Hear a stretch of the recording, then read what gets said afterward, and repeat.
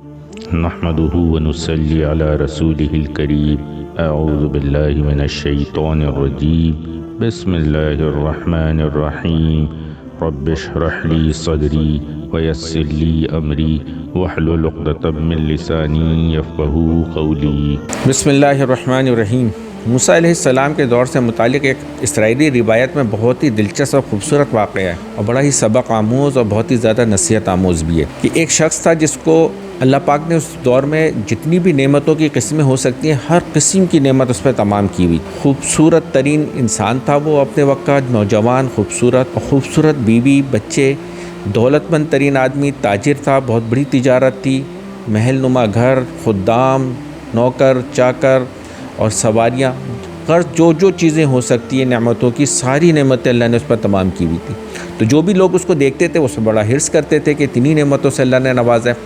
حضرت موسیٰ علیہ السلام سے قریب میں قرب رکھنے والا ایک شخص تھا جو اس کو دیکھ کر اس کی نعمتوں میں بڑی حرص کیا کرتا تھا۔ تو ایک دفعہ اس کو موقع ملا تو اس نے حضرت موسیٰ علیہ السلام سے درخواست کی کہ جب آپ اللہ پاک سے کلام کرنے جائیں اور کلام فرمائیں تو آپ میری درخواست جو ہے اللہ پاک کو دے دیں کہ اللہ پاک جو ہے مجھے ویسا ہی بنا دے جیسا اس شخص کو بنایا ہوا ہے، ہر نعمتیں اس پہ تمام کی، ایسے ہی بختاور مجھے بھی کر دے اللہ پاک۔ تو اللہ کے رسول تھے حضرت موسیٰ علیہ السلام اور کلیم اللہ تھے، اللہ سے کلام کرتے تھے، انہوں نے اس کی درخواست قبول کر لی اور جب اللہ پاک کے حضور حاضر ہوئے تو انہوں نے اللہ پاک سے یہ درخواست کر دی اس شخص کی طرف سے۔ موسیٰ علیہ السلام کے اس درخواست کرنے پر اللہ پاک نے جواب میں کہا کہ یہ جا کے پہلے اس شخص سے مل لے اور ایک بار مشورہ ضرور کر لے، اس کے بعد بھی یہی دعا اگر مجھ سے کرتا ہے تو میں ایسا کرنے کے لیے تیار ہوں۔ اب اس شخص کو جب موسیٰ علیہ السلام نے یہ بتایا تو یہ جاتا ہے اس سے ملنے کے لیے، جس کو یہ بہت زیادہ بختاور خوش قسمت سمجھ رہا ہوتا ہے۔ جب یہ اس سے ملنے جاتا ہے تو اس کو جب سارا واقعہ اور ماجرا سناتا ہے تو اسے تو پتہ ہوتا ہے اس شخص کو بھی کہ موسیٰ علیہ السلام اللہ کے رسول ہیں اور کلیم اللہ ہیں، تو یہ اگر درخواست کریں گے تو اس کو اللہ پاک اتنی نعمتوں سے نواز دے گا جیسے مجھے نوازا ہوا ہے۔ وہ فوراً کہتا ہے کہ میرے جیسا ہونے کی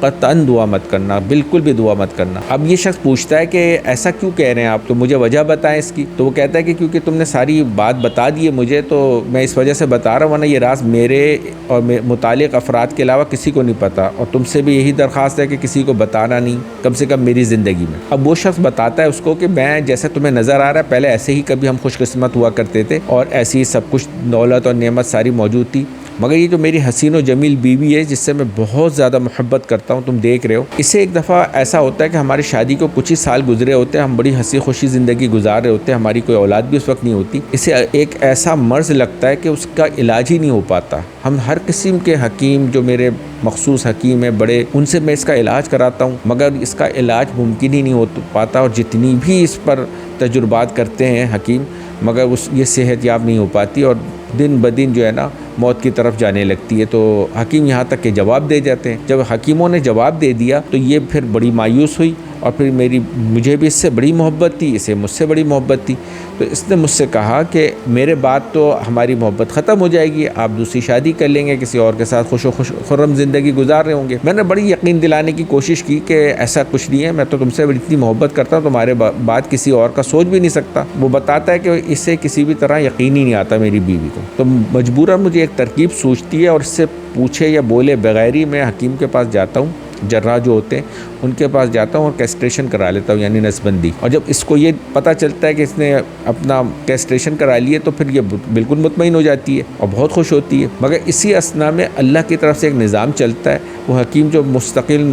الگ الگ دواؤں کے ذریعے، الگ الگ جڑی بوٹیوں کے ذریعے دوائیں بنا کے تجربات کر رہے ہوتے ہیں کہ کسی طرح اس کی جان بچ جائے، تو ایک تجربہ ایک دم سے لگ جاتا ہے اور اس کی صحت جو ہے نا درست ہونا شروع ہو جاتی ہے، یہ دن بدن صحت یاب ہونا شروع ہو جاتی ہے میری بیوی، اور دیکھتے ہی دیکھتے یہ بالکل صحت یاب ہو جاتی ہے۔ ہم اس کا بڑا جشن مناتے ہیں، بہت زیادہ سیلیبریٹ کرتے ہیں اس کو۔ کچھ دنوں تک تو اسی طرح چلتا ہے، پھر مجھے احساس ہوتا ہے جب اس کی طرف سے ضرورت محسوس ہوتی ہے تو کہ میں نے اس کے ساتھ جذبات میں آ کے جو میں نے جذبات کے رو میں بہہ کر جو میں نے اتنا بڑا قدم اٹھا لیا تھا تو یہ اس کے ساتھ بڑی زیادتی ہو گئی۔ بہرحال محبت تو ان کے آپس میں بہت زیادہ ہوتی ہے مگر یہ چیز اس کو بہت زیادہ کھٹکنے لگتی ہے۔ تو کہتا ہے کہ میں پھر اس کے بعد میں نے چند دنوں کے بعد ہی میں نے یہ فیصلہ کیا کہ اس کو بھی میں نے بولا اور میں نے کہا کہ کیونکہ میں بہت زیادہ عزت دار ہوں، علاقے میں بھی میری بہت عزت ہے، دنیا میں بھی، شہر میں بھی، ہر جگہ، اگر میں نے باقاعدہ طلاق دی یا علیحدگی اختیار کی تو یہ میرے لیے بڑی بے عزتی کی بات ہے۔ تو اس وجہ سے میں ایسا کرتا ہوں کہ میں تمہیں خفیہ طور پہ الگ کر دیتا ہوں، طلاق دے دیتا ہوں، اور تم جو ہے اسی اسی وقت یہ جو ہمارا جو وزیر ہے اس وقت یہ غیر شادی شدہ تھا، وہ سارے کے سارے کاروبار کو سنبھالا کرتا تھا، اس کا خاص معتمد آدمی تھا. اس کو بلاتے ہیں، جوان تھا، بڑا خوش شکل، اس کو بھی اعتماد میں لیتے ہیں اور اس سے کہتے ہیں کہ میں اس سے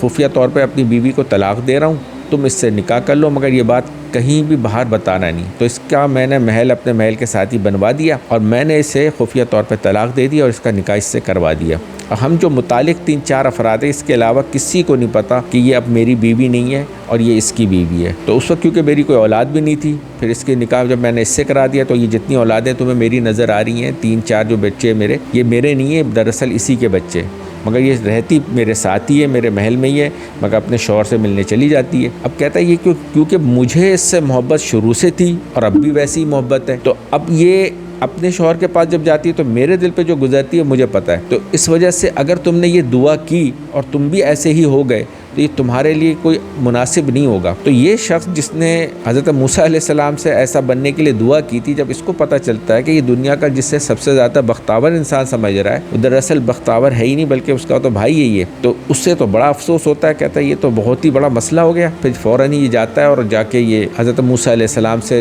کے سامنے توبہ بھی کرتا ہے اپنی اس حرص پر، اپنی اس خواہش پر کہ دوسرے کو اچھا دیکھ کے، جیسے کہ اکثر لوگوں کے ساتھ یہ مسئلہ ہوتا ہے کہ کسی کو اچھے حال میں دیکھتے ہیں، بڑے حالوں میں خوشحال دیکھتے ہیں تو اس کے اوپر حرص کرنے لگ جاتے ہیں اور اپنا حال جو ہے برا نظر آنے لگتا ہے. تو یہ بہت سے لوگوں کی عمومی طور پر جو ہے نا عادت بن جاتی ہے کہ اپنے سے اوپر والے لوگوں کو دیکھ کے یا ظاہر میں جن کو خوشیوں میں ڈوبا ہوا یا خوشحالی میں ڈوبا ہوا دیکھتے ہیں تو ان پر حرص کرنے لگتے ہیں اور حقیقت کا پتہ نہیں ہوتا.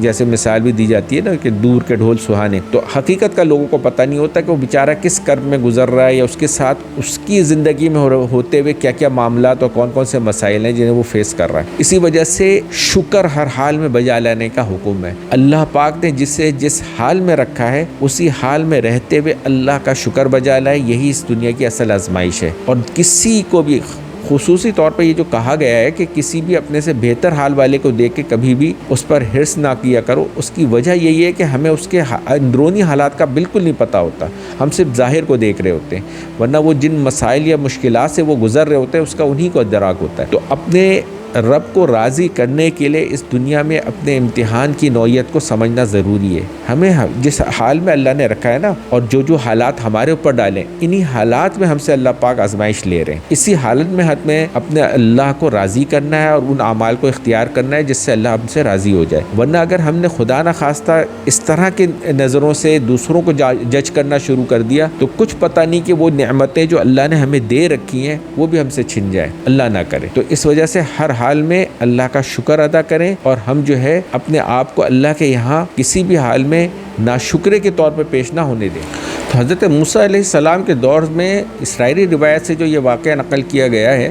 یہ اگر دیکھا جائے تو آج کے دور میں بھی بہت زیادہ ریلیونٹ ہے. اس کی وجہ یہ ہے کہ ہم آج بھی اگر انسانی نفسیات دیکھیں تو وہ اسی طرف مائل ہے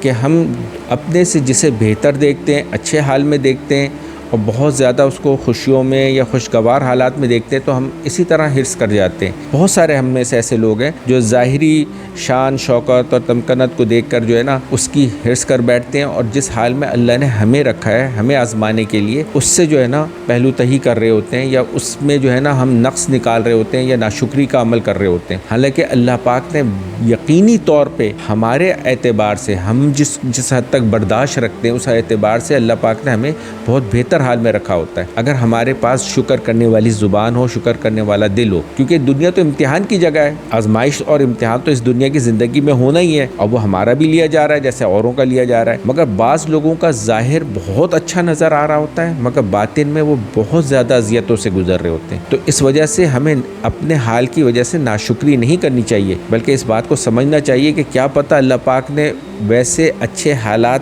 جو ظاہری طور پہ اچھے حالات ہیں ان سے ہمیں محروم رکھ کے کیا پتہ کتنی بڑی دل کے جو ہے نا تکلیف سے بھی بچا کے رکھا ہو، یعنی قلبی تکلیف سے، آزمائش سے بچا کے رکھا ہو اللہ نے. تو اس پر اللہ کے شکر گزار ہوں. اللہ پاک نے قرآن میں فرمایا شکر گزار بندوں کے لیے کہ لئن شکرتم لازیدنکم، اگر تم میرے شکر گزار بندے بنو گے تو میں تم پر اپنی نعمتیں بڑھاتا چلا جاؤں گا۔ شکر کا دامن ہم نے ہر حال میں تھامے رکھنا ہے، کیونکہ شکر ہی کے ذریعے جو ہے نا اللہ کی نعمتیں اور زیادہ ہم پر بڑھتی چلی جاتی ہیں۔ دنیا کی زندگی میں بھی جتنی نعمتیں ہیں، جتنی آسانیاں ہیں، راحت ہے، یہ شکر گزار بندوں پہ بڑھتی چلی جاتی ہیں۔ اور شکر کا حق ادا کرنے کے لیے یہ ہے کہ ہم دوسروں کے بھی حقوق کو ادا کر رہے ہوں، جن کے اللہ پاک نے ہم پر جو حقوق رکھے ہیں ان کو ہم ادا کر رہے ہوں، اور جس حال میں اللہ نے ہمیں رکھا ہے اس پر ہم، اگر اس میں کوئی تکلیف ہے، کوئی پریشانی ہے، کوئی اذیت ہے، تو اس پر ہم اللہ تعالیٰ کے حضور اس سے خلاصی کی اللہ سے دعائیں بھی کریں، اور ساتھ ساتھ جو ہے اس پر صبر کرتے رہیں، نہ کہ کسی قسم کا وابیلہ کریں یا کوئی کسی قسم سے اللہ سے شکوے شکایات شروع کر دیں۔ اللہ پاک ہمیں اس بات کی سمجھ دے اور ہماری دنیا اور آخرت دونوں کو سنوار دے، اچھا بنا دے،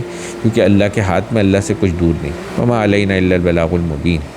اس چینل مرشد روبل خان کو سبسکرائب کیجئے اور اپنے فیملی اینڈ فرینڈ زون میں اسے شیئر کیجئے۔ دین پر عمل کرنا ہی ہماری ذمہ داری نہیں، بلکہ اسے دوسرے لوگوں تک پہنچانا بھی ہماری ہی ذمہ داری ہے۔